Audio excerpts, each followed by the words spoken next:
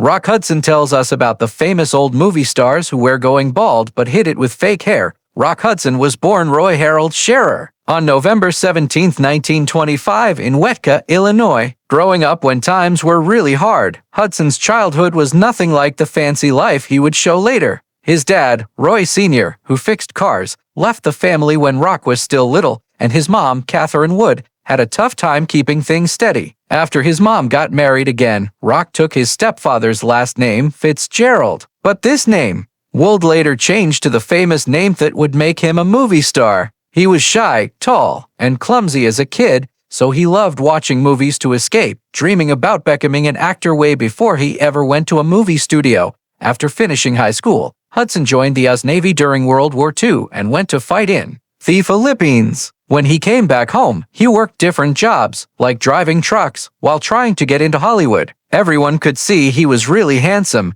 but he had never acted before and had trouble remembering his lines, which made things hard at first. But he kept trying, sending his pictures to movie studios until he finally got a deal with Universal Pictures in 1947. A famous agent named Henry Wilson changed Roy Fitzgerald's name to Rock Hudson, a name he made up to sound like a tough American guy. Rock was supposed to mean he was strong and reliable, while Hudson came from Hudson River. This new name was a big part of Rock's carefully planned look, hiding the parts of his real life that Hollywood wasn't ready to like. All through the 1950s, Hudson became more and more famous in Hollywood with parts in cowboy movies and war movies. Everyone loved watching him because he looked so good and acted so strong. His big break happened in 1954 with Magnificent Obsession, acting with Jane Wyman, where he played a wild rich guy who wants to be better. The movie was huge and showed that Hudson was deep and charming as a romantic leading man. He then made All That Heaven Allows, 1955, and Written on the Wind,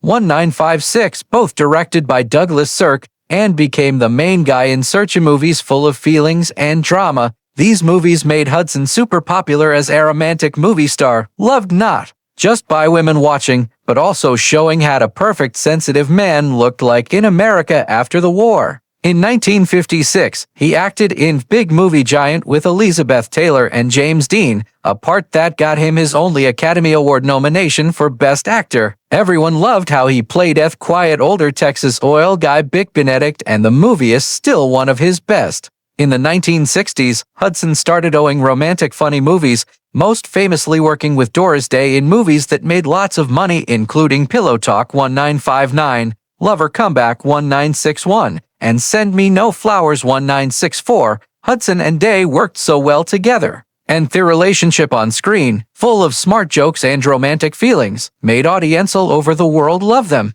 These movies showed Hudson was funny too and made more people like him, making him a star who could do different things and make money. By the 1970s, the old movie studio system that had taken care of and helped Hudson started to disappear. He started doing TV shows, doing well with the mystery show Macmillan and Wife, 1971 to 1977, where he played San Francisco Police Commissioner Stewart Macmillan. His move to have kept people watching him and let a whole new group often get to know him. Hudson also kept acting in big movies, though not as much. His later movie parts include Dead Being in Avalanche, 1978, The Mirror Cracked, 1980, and The Ambassador, 1984. He also was great as a guest star in popular shows like Dynasty, where his part as Daniel Rhee got people excited again, but this would also sadly connect to the end of his life. Rock Hudson, one of Hollywood's most famous leading men, was known not just for his charm and strong presence on screen,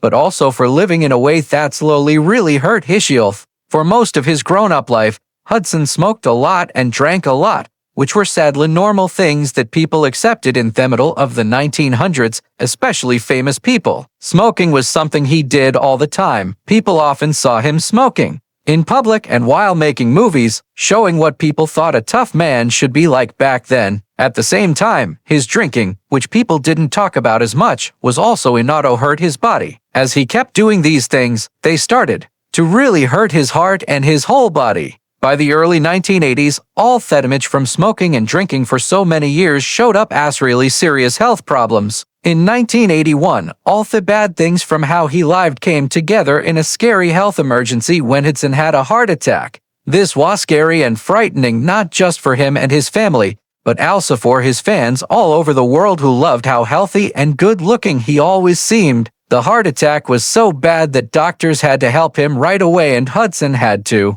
quickly get quintuple heart bypass surgery, a really hard and dangerous operation back then. This surgery meant going around 5 blocked heart tubes, which showed how much damage was done to his heart. The operation was really advanced, and getting better from such a big surgery took a long time and was really hard, needing lots of physical and emotional strength. Even though his sickness was so bad and the operation was so serious, Rock Hudson showed he was really tough. After months of getting better, which included working out to get strong again and changing how he lived a lot, he went back to his love of acting. How much he wanted to keep working and stay busy in movies and TV showed how much he loved his job and his work. Hudson being able to start acting again after such a scary health problem also made lots of people feel hopeful, showing that even really bad health problems could be beaten with bravery and never giving up. Rock Hudson's marriage to Phyllis Gates is something that has made fans, people who study history, and people who write about lives really curious because of what was happening in Hollywood's golden time.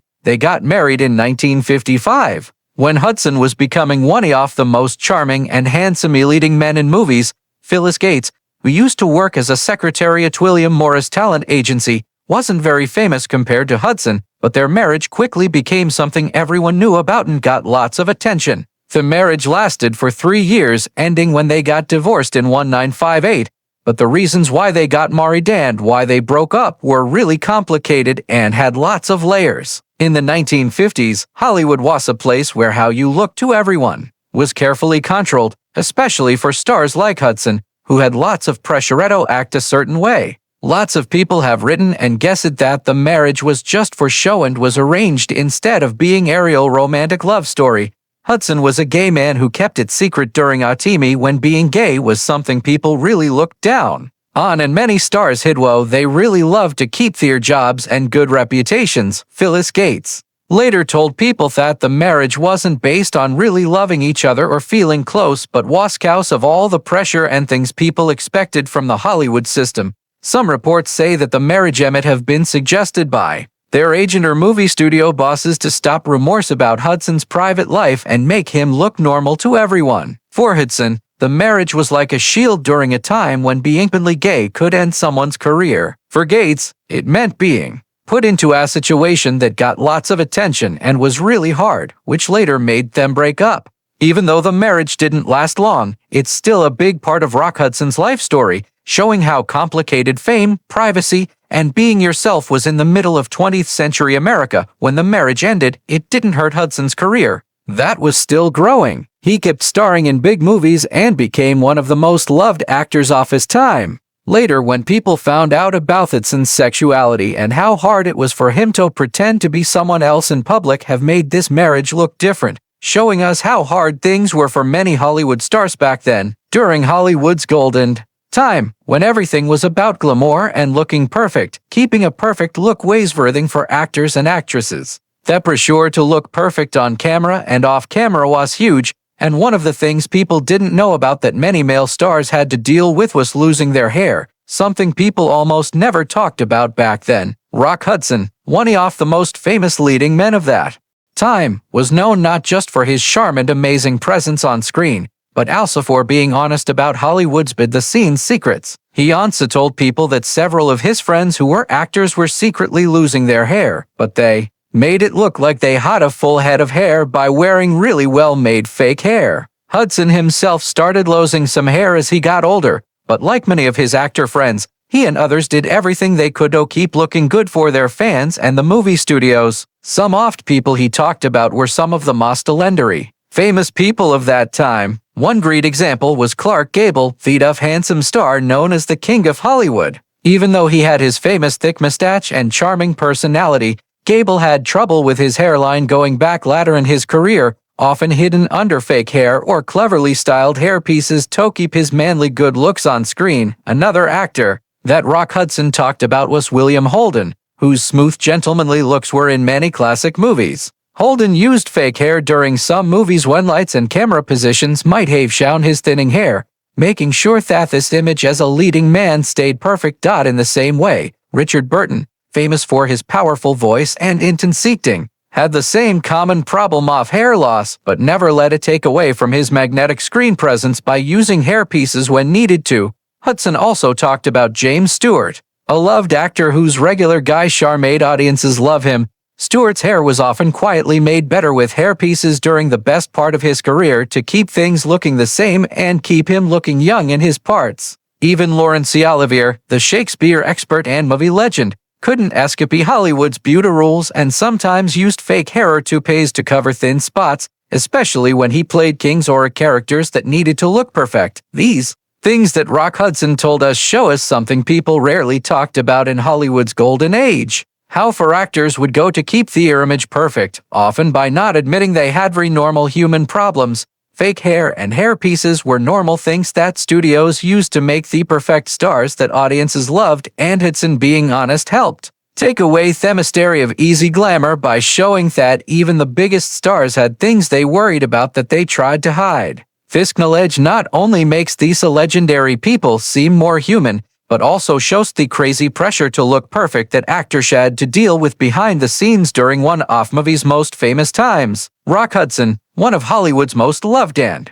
famous leading men, found out he had HIV in 1984. He found this out at a time when people didn't understand HIV/AIDS very much, and there was lots of fear and wrong information going around about the disease. Actually, HIV/AIDS was something people really didn't want to talk about and look down on, and many people who had it faced mean treatment and being left out by others. Hudson, being a major star and famous person, and especially known for his handsome, manly image in classic romantic movies, was in big danger of having people think badly of him if everyone found out about his sickness. To keep both his private life safe and his career safe, the people who worked for him, including the person who handled his publicity, first told a different story to the newspapers. They told everyone that Hudson was sick with liver cancer, something that was easier for people to understand and more okay for society at the time. This carefully planned wrong information was kept going for some time, showing how much people looked down on HIV/AIDS during the early 1980s, but by the middle of 1985, as Hudson's sickness got worse and people started talking, his real medical problem was finally told to everyone. People were told that he was sick with AIDS, the disease caused by the HIV virus, which was still a scary and mysterious sickness with no known way to cure it or treat it well. This news was shocking for many fans and regular people, since Hudson was the first major Hollywood celebrity to publicly say he had AIDS. Him being open helped people learn about the epidemic and made a disease that many had been scared of or didn't understand seem more real. Rock Hudson's fight with AIDS was both private and very public in his last months. Even with all the fear and unfair treatment around the illness,